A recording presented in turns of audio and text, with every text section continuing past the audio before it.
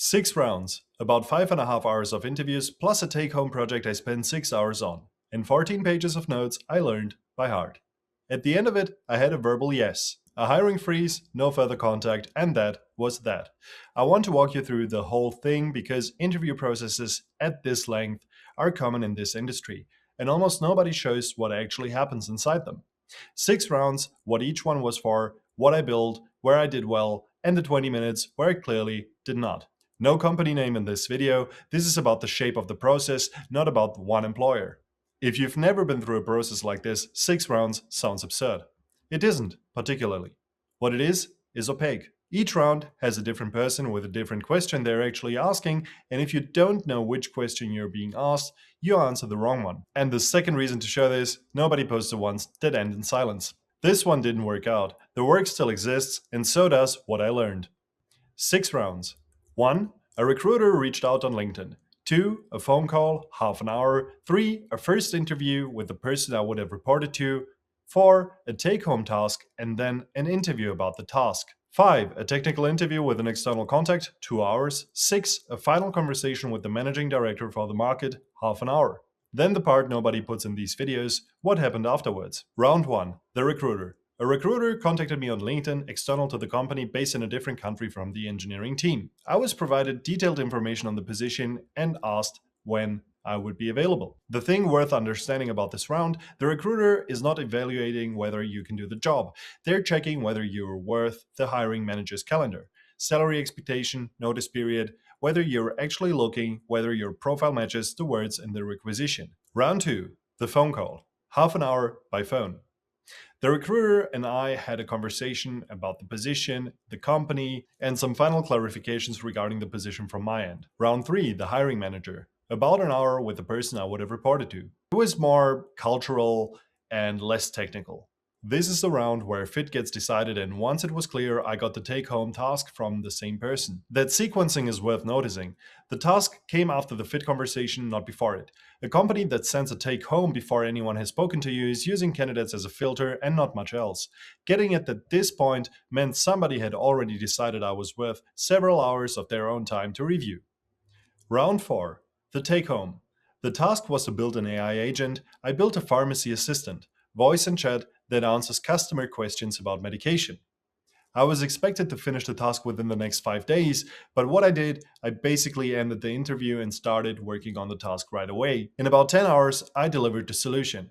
That means at 4 p.m. I was done with the interview and started working on the project right away. At around 2 a.m. I delivered the solution and I was able to take the next round the next day. Here's what it does. Somebody asks a question, for example via chat, and wants to know the interaction between aspirin and ibuprofen. Yes, there is a moderate interaction. Aspirin and ibuprofen together may reduce aspirin's heart protective effects and increase stomach bleeding risk. Consult your pharmacist for specific guidance on your situation. There is a voice chat mode as well. Hello, do you have any ibuprofen left? Yes, ibuprofen is in stock and available. So what it does, somebody asks a question by voice or by text, speech to text, then a language model with a defined set of tools, then text to speech back out.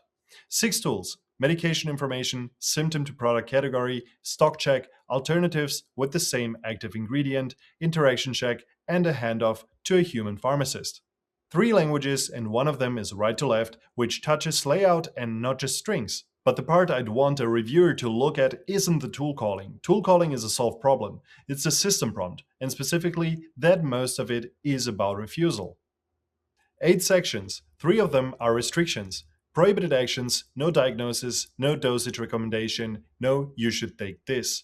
Allowed actions, equally explicit. Because an agent that only knows its prohibitions refuses everything and gets switched off. And a third list, internal data, never share. The agent reaches into a database that has supplier pricing in it because it needs stock levels. It must never repeat the pricing. The last of the 6 tools is a transfer to a human, and the design decision I defend hardest is that the handoff is a tool, not an error state. If escalation is an error path, it gets tested last, logged badly, and it fires on your most sensitive conversation. As a first-class capability, it gets a schema and it gets tests. Then a second interview with the same manager about the task. We went over the entire application, the front end, and also some of the backend capabilities, but it wasn't too technical. Round 5, the technical interview.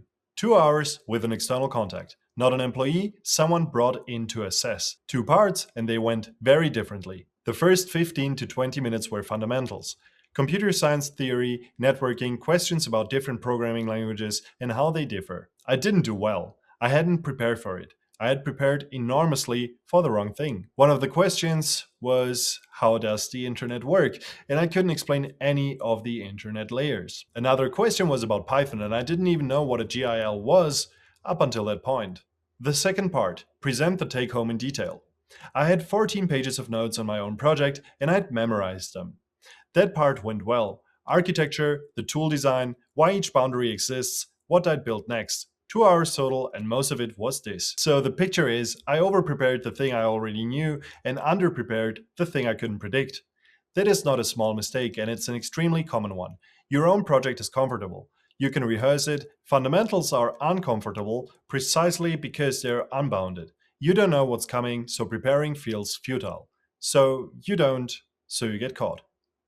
There's a related thing I'll say because it's true and because it's the thing this industry currently isn't honest about. I can read code fluently, all of it in several languages. Writing it from a blank file while somebody watches the cursor is a different skill, and the more you work with AI assistants, the more these two skills separate. Round 6. The Managing Director. Half an hour with the Managing Director for the market. This interview step was the final one before the contract. And it means I actually did pretty well. And it actually served to clarify any open questions and to introduce me to the company. This round is not a technical assessment, and it's a mistake to treat it like one. The question is whether the company wants to spend time with you and whether you can explain what you build to someone who won't be reading the code. At the end of 6 rounds, I had a verbal yes, even from the managing director. Then a hiring freeze and no further contact. I don't know the reason. I could speculate, but I'm not going to because I would be guessing and presenting the guess as information. What I'd say about this, 6 rounds is a real investment on both sides, and it ends in silence more often than anyone admits. Nothing in that process told me anything was wrong. Nothing was wrong, the company situation changed, and I wasn't part of that decision. If you're in a process like this, keep the other conversations warm until you have something signed. Not out of cynicism, out of arithmetic. A verbal yes is a statement of intent by people who don't control the budget. What I'd do differently? 1. I'd prepare fundamentals as seriously as a project. The take-home is the part you control and the part you'll be comfortable with. That's exactly why it isn't where you lose. 2 hours of interview, 20 minutes of theory, and those 20 minutes were the only part I couldn't handle. 2. I'd ask what the technical interview contains. I didn't ask about that. And honestly, I think this led to a problem. It's a normal question and nobody minds it. Is the technical round mostly about my submission, or should I expect fundamentals as well? That one sentence would have changed how I spent the previous week. 3. I'd write the code by hand before the interview. Not read it, type it. From empty, without autocomplete, until the core 20 lines are muscle memory. Whatever your stack is, there is a small set of things you should be able to produce without thinking, and everything else can be looked up. 4. 14 pages of notes was right, and I'd do it again. That part worked exactly as intended. The notes weren't a script, they were a map, every decision in the project, and one sentence of justification for each. When somebody asks why you chose something, you either have that sentence or you don't. Framework. 3 things I tell anyone entering a process like this. 1. Every round is a different person asking a different question. The recruiter asks whether you're worth a calendar slot. The manager asks whether you can do the work and whether they want to sit next to you. The external technical interviewer asks whether the submission was actually yours. The managing director asks whether you can explain it to a customer. Same CV for different conversations. 2. Prepare the unbounded part. The unbounded part, your own project. You will handle because you built it. What gets people is a part with no syllabus. 3. A process is not a promise until it's a contract. Run every conversation to its end. That's not disloyalty to the company you like the best. It's the only version of this that survives a hiring freeze. Resources. The project from the take-home is on GitHub as a reference implementation. Company references, credentials, and personal data removed. If you want a technical deep dive on the agent itself, the 6 tools, the policy structure, why voice and chat need different answers, that's a separate video I'm going to prepare. The thing I take away from this one, I went in thinking a medical AI agent would be hard because of the medicine. It wasn't. The domain data is just data. It was hard because most of the work was spent teaching a system that is built to be helpful how to stop being helpful at a specific line, and then how to be helpful on the other side of that line anyway. That skill transfers to every agent that touches something real. My name is Damian Savic. Thank you very much for watching this video. Subscribe for more AI and development tutorials. See you in the next video.